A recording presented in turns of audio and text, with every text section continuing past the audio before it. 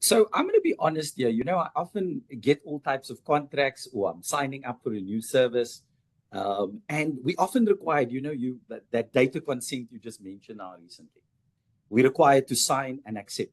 Do consumers really truly understand what they're agreeing to when they actually tick accept? Because in most cases, many people don't have the time and the luxury to actually read over 30 to up to 100 pieces of paper, right? Or pages. Should we rethink actually how consent is designed and communicated? Your thoughts?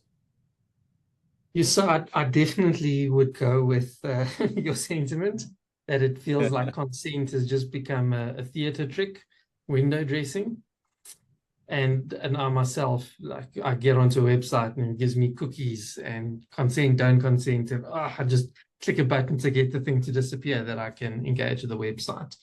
So that's definitely something organizations need to overcome. And going back to part of your first question, talking about trust, is there an evolution of data privacy into the realm of trust?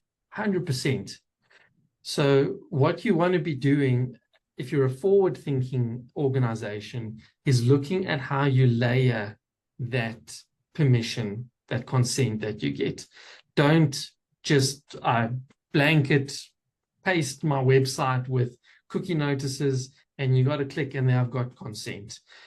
Try and engage with a person, get them deeper into your website, and at a point say, okay, this is content that we'd like to share a bit more information with you, but it's valuable content to us. Can we get your consent to share this with you? So have it more appropriate at a deeper point of engagement.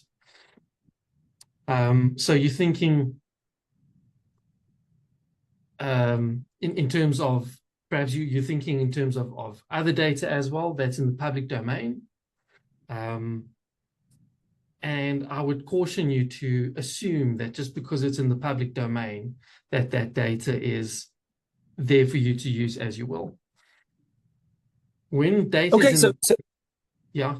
Yes, go. Sorry, Vincent. Okay, let me close off by saying data that's in the public domain that you're mining, for example, LinkedIn or Facebook, you've got to go back to, and this is where consent ties in, you've got to go back to why was that data put in the public domain? Are you using it for that purpose that it was intended? I've created a LinkedIn profile because I want to engage with other people on LinkedIn. I don't want you to market your services to me. That's not why I put my stuff on LinkedIn. So you've got to, that goes back to layering the way that you engage with people before you blanket try and get consent from them.